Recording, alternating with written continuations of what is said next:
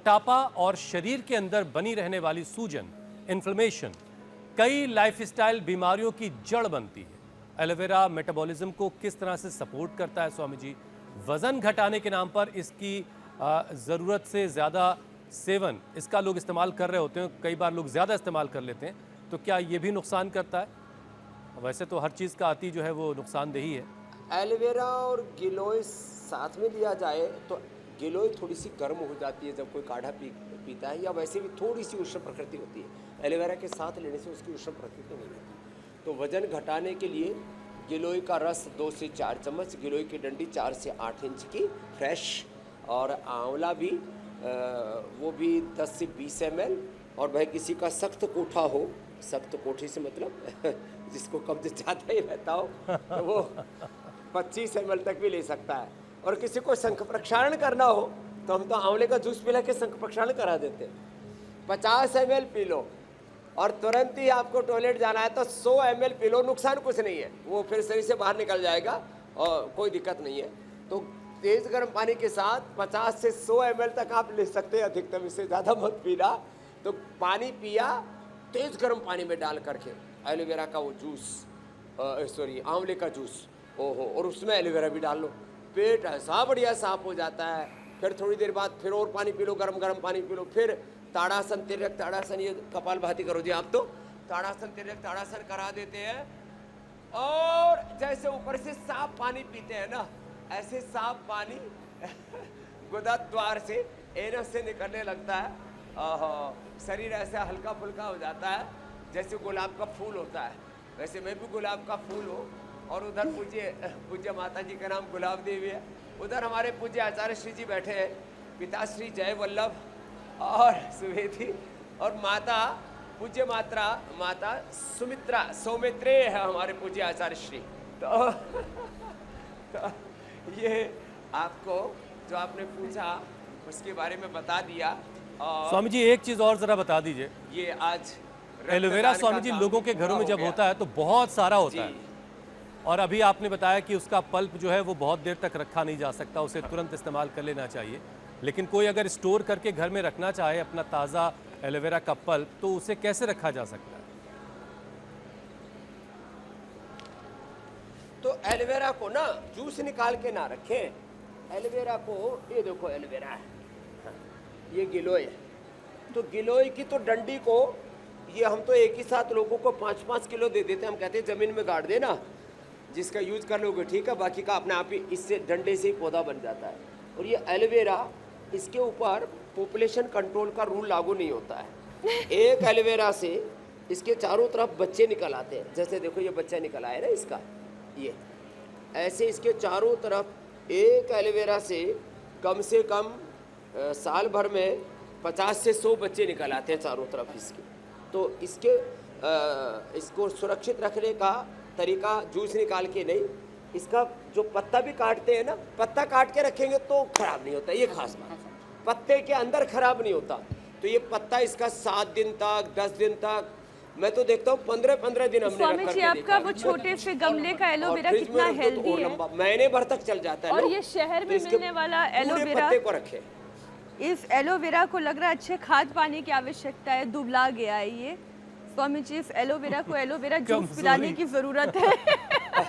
अरे नहीं, एक खास बात और आपने याद दिला दिया, जैसे उत्तर भारत में मीनाक्षी जी नया घर बनाते हैं तो उसके ऊपर जूता लटकाते हैं और हंडिया लटकाते हैं, काली सी हंडिया और जूता, और लिखते हैं बुरा नजर वाला तेरा मुंह काला।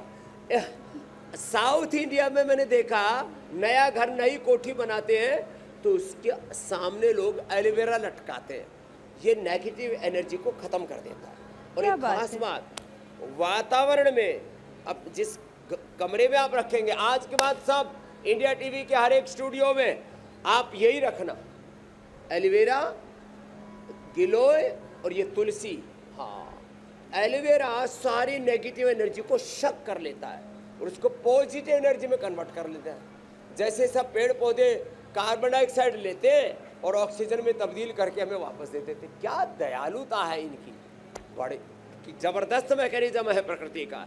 तो आज जो है आपने विषय जो चुना जड़ी बूटी दिवस पर, उसके लिए बहुत बहुत आपका भी अभिनंदन कि स्वामी जी, अभी योग काफी की कुछ बाकी है जागरूकता, जड़ी बूटियों की जागरूकता, health awareness, nature and environment के लिए अपने कर्तव्यों का बोध, रक्त दान के लिए प्रेरणा, योग यजन के लिए प्रेरणा।